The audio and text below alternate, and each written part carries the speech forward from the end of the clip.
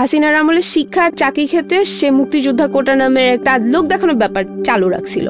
তো এটা চালু রাখছে যাতে সে তার নিজের দলের লোকজনকে বড় বড় পোস্টে রাখতে পারে, যেটা আমাদের মতো অনেক ট্যালেন্টেড মানুষের জন্য প্রচন্ড পরিমাণে আনফেয়ার। এই আনফেয়ারটার এগেনস্টেই আসলে আমরা কোটা আন্দোলনে নামছি। যদিও আমরা অ্যাপারেন্টলি আন্দোলন করতেছিলাম কোটার বিরুদ্ধে, কিন্তু এই আমাদের মনের মধ্যে ছিল এই যে হাসিনার 16টা বছর ধরে যে শাসন এবং তার শোষণ, এটার বিরুদ্ধে পুঞ্জীভূত ক্ষোভ। কোনোরকম কোনো নির্বাচন ছাড়াই উনি পরপর 3 বার ক্ষমতায় ছিলেন। শত শত মানুষকে খুন করেছে, গুম করেছে, ব্যাংক লুট করেছে। তার বিরুদ্ধে একটা টু শব্দ করলেই সে দুনিয়া থেকে গায়েব করে দিবে। আর এই ক্ষোভটা তো আমাদের মনের মধ্যে সবসময় ছিল। এই ক্ষোভটাকে সাথে নিয়েই আমরা কোটা আন্দোলনের নামছিলাম।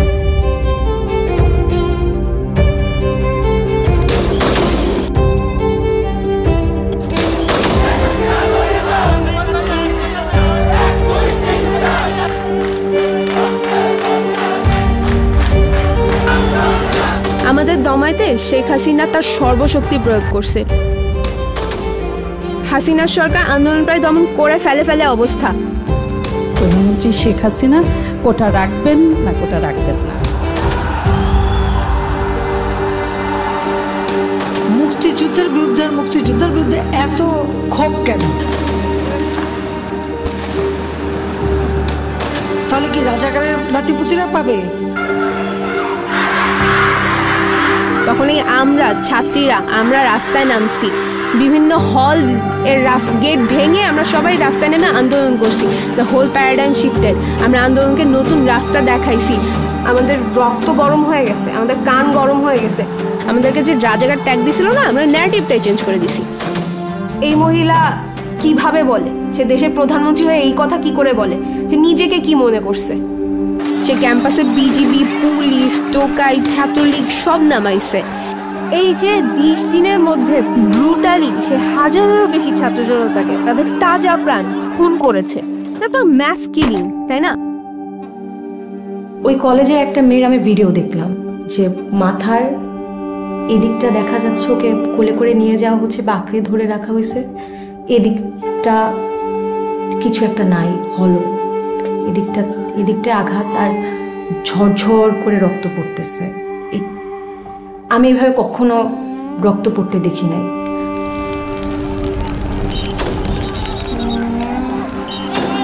এই যে ছোট ছোট বাচ্চাদের হত্যা করছে, হাজারো মায়ের বুক খালি করছে, এর দায় কে নিবে?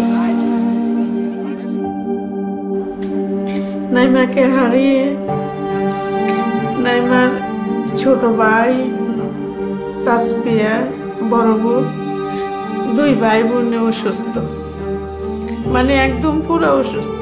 খাটের উপরে হাত উপরে দিও না, পা নাড়াইও না, মানে মানসিক এতটাই অসুস্থ, আমরা হাত পা নাড়াইতে পারতাম না। বলে গুলি আসে।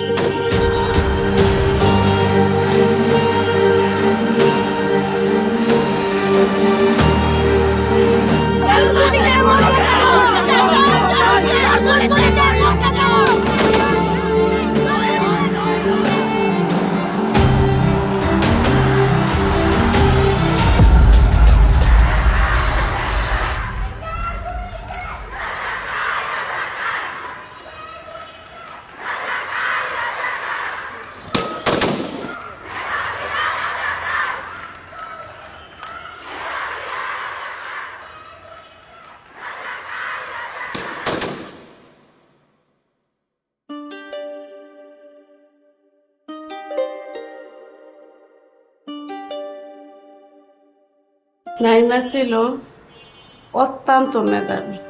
প্লে থেকে প্রতিটা ক্লাসে রুল 1 চালিয়ে আসছে, 8ম শ্রেণী পর্যন্ত চাঁদপুরে। তো ওর বাবার ইচ্ছা, মেয়েরা যেহেতু পড়ালেখা করতে চায়, সম্পত্তি জোড়ায় কি লাভ হবে, আজ আছে কাল নাই। আসল সম্পদ হচ্ছে আমার ছেলে মেয়ে যদি মানুষের মতো মানুষ হয়, এটাই আমাদের সম্পদ। নাইমাকে অনেক সাজুগুজু করতে। হ্যাঁ, ও সবসময় মেহেদি দিত, অনেক সাজুগুজু করত। আর একটা ভিডিও আছে কোথায়, এই যে নাইমা, এই যে বাজি, ঈদে আনন্দ করতেছে, বাজি ফুটে। এই জীবনের প্রথম আমরা ঈদে কোনো কিছু নেই।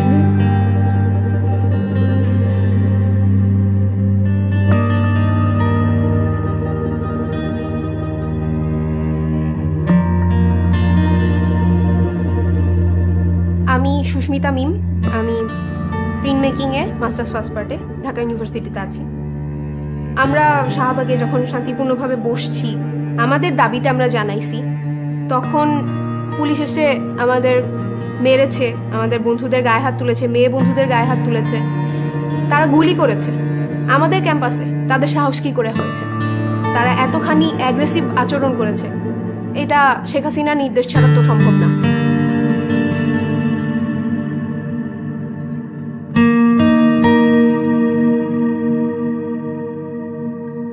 সেদিন আকাশটাও খুব মানে লাল ছিল। আপনাদের মনে পড়ে কিনা যে আমি ফেসবুকে এই যে রক্তমাখা যে ছবিগুলো, ওগুলো আর ওই আকাশটার ছবি নিয়ে আমি একটা, যেহেতু আমি ভিজুয়াল আর্টিস্ট, আমি একটা কোলাজ বানালাম। আমি বের হতে চাচ্ছিলাম বাসাতে, কিন্তু পারতেছিলাম না। রাতে যেটা হলো, দেখলাম যে জাহাঙ্গীরনগরের আমার কিছু ফ্রেন্ডরা ওরা লাইভে ছিল, তখন ওদেরকে ঘেরাও করে ফেলে টিয়ার শেল মারা হয়।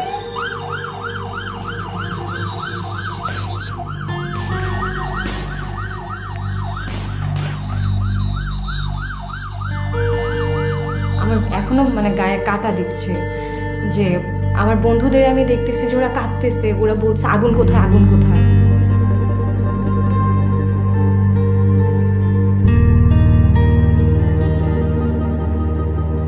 ঘরে বসে এই প্রতিবাদ করে যায় চিত্রাঙ্কনের মাধ্যমে, এই যে যা তার প্রতিবাদী চিত্র হিসাবে ভাইরাল হয় এই চিত্র। তারপরে নাইমা বন্ধুদের সাথে কথা বলতো যে আমরা কিভাবে আন্দোলনে যাওয়া যায়, বন্ধুদেরকে উৎসাহিত করতো এই ব্যাপারে, তোরা তোদের কাছ থেকে কর, আশেপাশে যারা আছে আমরা এখানে করি। ওই সময় তো উত্তরার অবস্থা জানেন কি অবস্থা।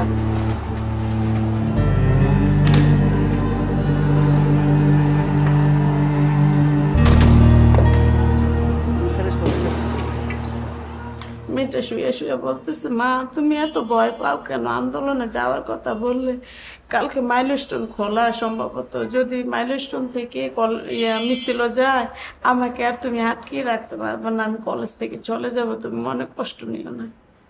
আর আমি যদি শহীদ হয়ে যাই তো তুমি আলহামদুলিল্লাহ বলবা।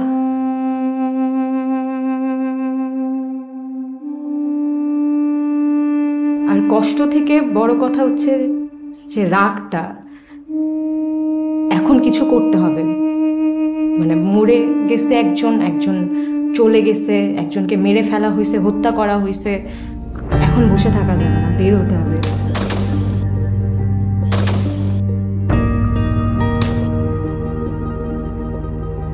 আমি পাঠশালায় পড়ি। পাঠশালা ঢুকের কিছু মানুষের সাথে, বন্ধু সহযোদ্ধাদের সাথে রাজু ভাস্কর্যে যাই। রাজু ভাস্কর্যে গিয়ে দেখলাম যে আওয়ামী লীগের মানুষজন জড়ো হচ্ছে, জগন্নাথ আওয়ামী লীগ, ঢাকার বাহির থেকে আরও আওয়ামী লীগ, বিভিন্ন ইউনিভার্সিটির আওয়ামী লীগ, ছাত্রলীগের ছেলেপেলেরা আসতেছে। ওদের হাতে একটা রডের মতো, ওইটা নিয়ে ওরা খুব প্রাউডলি হেলমেট পরে রাজু ভাস্কর্যের সামনে দাঁড়িয়ে সেলফি তুলতেছে।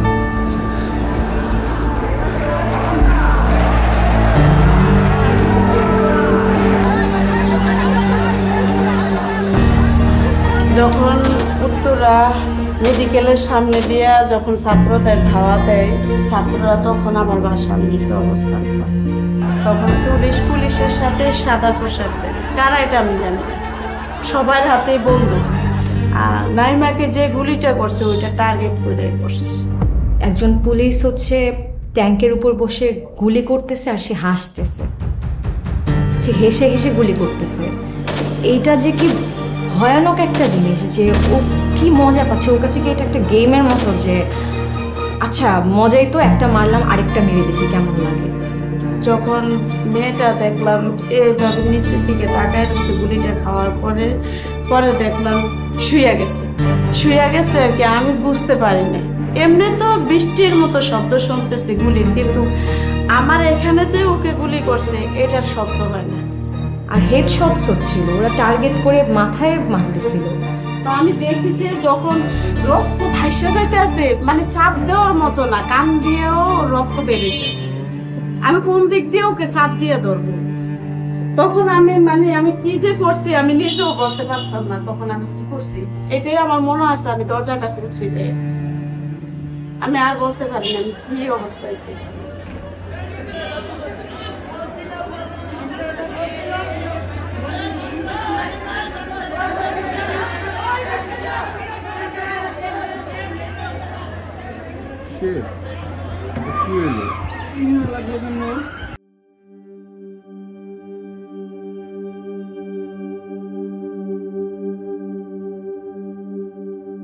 নিজ বাসার বারান্দায় যদি গুলি খেতে হয় তাহলে আমাদের দেশের নিরাপত্তা কোথায় শিশুদের?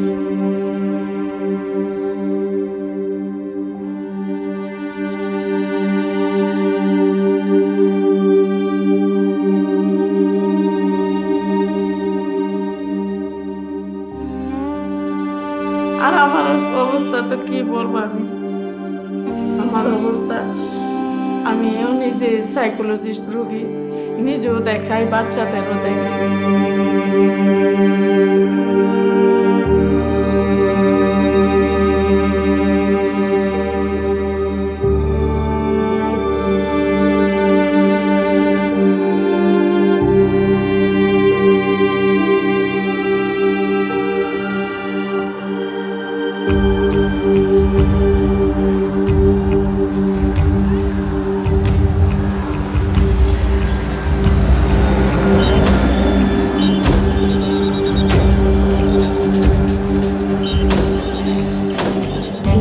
যখন আমরা আবার ফেরত পেলাম অল্প কিছু সময়ের জন্য, তখন আমরা সবাই বলতেছিলাম এখন সবাই দেখে ফেলছে, কেউ বাসায় থাকবে না, কেউ বাসায় থাকবে না, এখন কোনো ন্যারেটিভই বানাতে পারবে না। যত মিথ্যা কথাই বলুক যে ডেটা সেন্টার পুড়ে গেছে, মেট্রো এই হয়েছে সেই হয়েছে, হ্যান হয়েছে ত্যান হয়েছে, এত নাটক কেউ বিশ্বাস করবে না, সবাই দেখে ফেলতেছে প্রুফ। আল্লাহ আমাদের ঘুম যে কায়রা নিছে, তুমি তার বিচার আল্লাহর কাছে বিচার।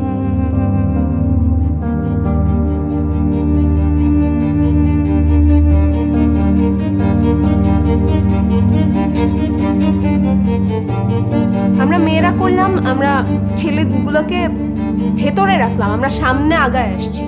আমরা সামনে আগায় আসছি এই কারণে যাতে ওরা অন্তত মনে করে সামনে মেয়েরা আছে, মেয়েদের দেখে অন্তত ওরা গায়ে হাত তুলতে বা গুলি করার ব্যাপারে বা যেটাই বলেন ভায়োলেন্ট হয়ে যাওয়ার ব্যাপারটায় তারা যেন একটু অন্তত দুইবার চিন্তা করতে পারে। তো আমরা এই স্ট্র্যাটেজিটুকু ফলো করছিলাম যাতে ওরা অন্তত, আমি যেন ওদের আমার ছেলে বন্ধুগুলোকে সেভ করতে পারি।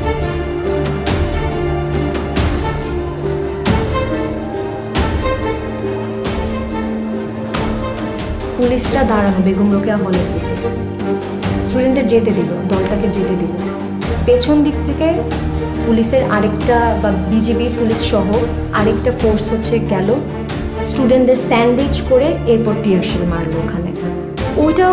ওইটা আমার জন্য খুবই, আমার বুকে লাগছে জিনিসটা। তখন আমাদের দুজন নারী মানবাধিকার কর্মী আর আমাদের ফটোগ্রাফার একজন আপা, ওনারা তখন পুলিশদের বললেন যে আপনারা কতটা নির্লজ্জ হতে পারেন যে এমন নিরস্ত্র বাচ্চাদের গায়ে আপনারা হাত তুলতে পারবেন, পুলিশদেরকে বলতেছিল। এরপর পুলিশটা যেটা করলো, হাসা শুরু করলো, হা এভাবে বলে।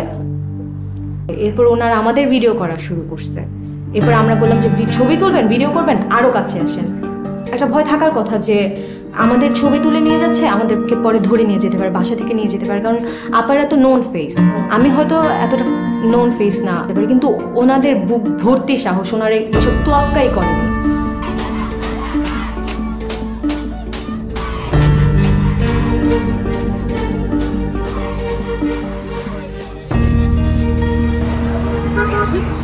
এই জায়গাটাতে হচ্ছে টিয়ার শেল মারা হয় বা সাউন্ড গ্রেনেড ছিল, ওই পাশটাতে র্যাব ভর্তি, এদিকে পুলিশ। স্টুডেন্টরাও তখন হচ্ছে কলা ভবনের দিকে শেল্টার নিচ্ছিল। স্টুডেন্টরা যখন আবার ফেরত আসার চেষ্টা করে, ওদের উপর আবার হামলা করা হয়। এখানে যে টিয়ার শেলটা পড়ে বা সাউন্ড গ্রেনেডটা পড়ে, ওটা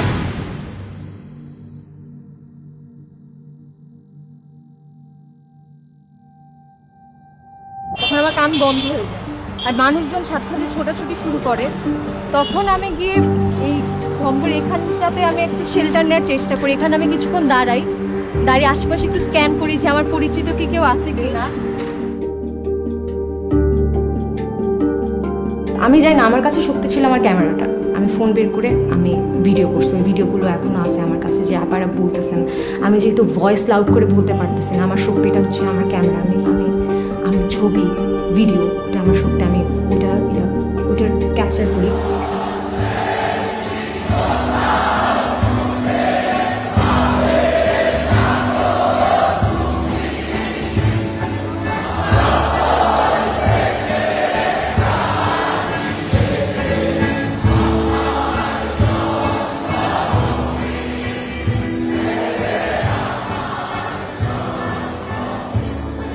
আপনাদের মনে আছে কিনা জানি না, উত্তরা বিএনএস সেন্টারে একটা মেয়ের ছবি এত ভাইরাল হয়েছিল, ওই যে বৃষ্টির মধ্যে হাত উঁচায়ে আন্দোলন করতেছে, এটা আমাকে প্রচণ্ড ইন্সপায়ার করছিল। আমার ধারণাটা সব মেয়েদেরকেই আসলে ইন্সপায়ার করছে। আমার মনে হয়েছিল ও পারলে আমি কেন পারবো না।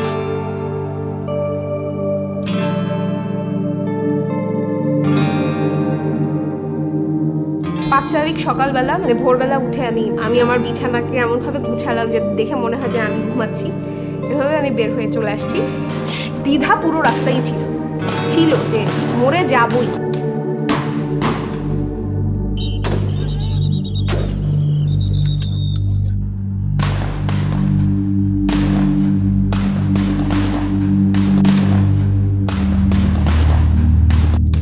আবার একই সাথে এটাও ভেবে খুব ভাল লাগতেছিল, রাস্তায় ট্যাঙ্ক দেখতেছি কন্টিনিউয়াসলি, যেখানে সেখানে আর্মি দাঁড় আছে, সব ভেহিকেলগুলোকে আটকাচ্ছে ওরা। কিন্তু একই সাথে এই জিনিসটা ফিল হচ্ছে যে কিছু তো একটা বেটার আমি করতে যাচ্ছি, যেখানে যাচ্ছি আমি বেটার কিছু একটা করতে যাচ্ছি। মজার কথা হচ্ছে আপনারা বলতেছিলেন যে বেশি দিন কিন্তু এই সরকার টিকবে না, আপনারা কিন্তু ঘুলটে যাবে, টেবিল উইল গেট টার্ন, আপনারা শিক্ষা পাবেন, বেশি দিন পারবেন না, আপনাদের ইউজ করা হচ্ছে। 5 তারিখে আমার সবার প্রথম এই ভিডিওটার কথাই মনে পড়ে যে হ্যাঁ আপনারা বলছিলেন, তখন গুজবাম্পস দেয় আমার সারা শরীরে।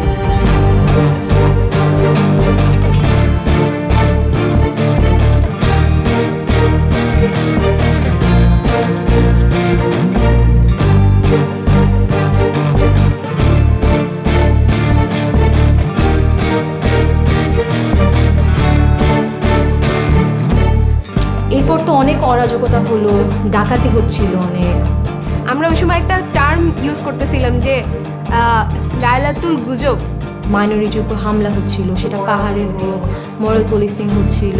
কেউ বলছে যে ইন্ডিয়া আমাদের কাছ থেকে দেশ নিয়ে যাচ্ছে, সাভারে সব অস্ত্র নিয়ে ইন্ডিয়ান সৈন্যরা নাকি আসছে, তারা নাকি হিন্দিতে কথা বলছে। অনেক অরাজকতা হচ্ছিল, কিন্তু ওইটা স্বাভাবিকই ছিল, কারণ এগুলো তো অনেক দিনের পুষে রাখা একটা গ্রাজ, সবার সব কিছু তখন বেরিয়ে আসছিল, যার যত রকমের রাগ ছিল সব বেরিয়ে আসছিল। দ্বিধাদ্বন্দ্ব বলতে আমরা মজা পাচ্ছি, অবাক হচ্ছি, একই সাথে মানে অনেকগুলো অনুভূতি আসলে কাজ করতেছে যে দেশে হচ্ছে এটা কি।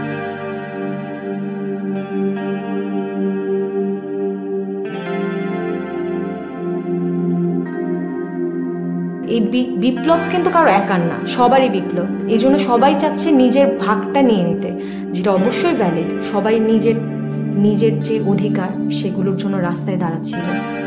সেখানে নতুন সরকার কি করবে? আমি আইন অনুযায়ী অন্তর্বর্তীকালীন সরকারের প্রধান উপদেষ্টা পদের কর্তব্য বিশ্বস্ততার সহিত পালন করিব।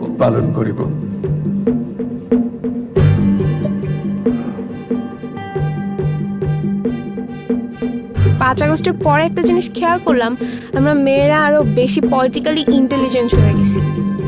আমরা আরো জানার চেষ্টা করছি, পড়ার চেষ্টা করছি, তর্ক করতেছি, প্রশ্ন করতেছি। যেহেতু আমরা নিজেদের নিয়ে সচেতন হয়ে গেছি, আমাদের আর থামায় রাখার কিছু নাই।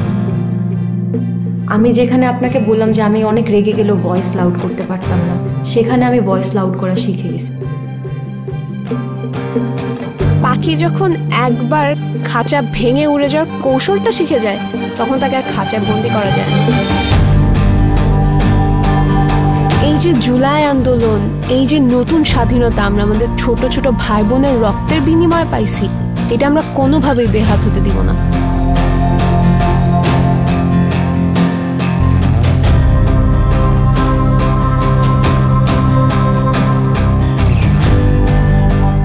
দেখেন নাই মোহাম্মদপুরে মোরারপুর সিং এর সময় কি হয়েছে?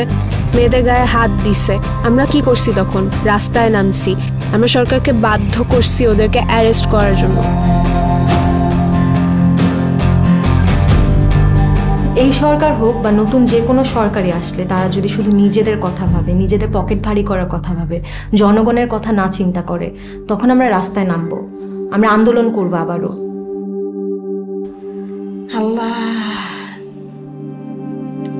এখন আমি বিচার চাই, আমি সঠিক বিচার চাই সরকারের কাছে। এই হত্যার সাথে যারা জড়িত আছে তাদের প্রত্যেককে, যারা তদন্তের মাধ্যমে যারা দোষী তাদেরকে আমি শাস্তি চাই, তাদের ফাঁসি চাই। এতগুলা মায়ের বুক খালি করছে। আমরা যেমন জুলাইকে জন্ম দিছি, জুলাই আমাদেরকে জন্ম দিছে। July has change us all. আমরা এখন শুধু উড়বো।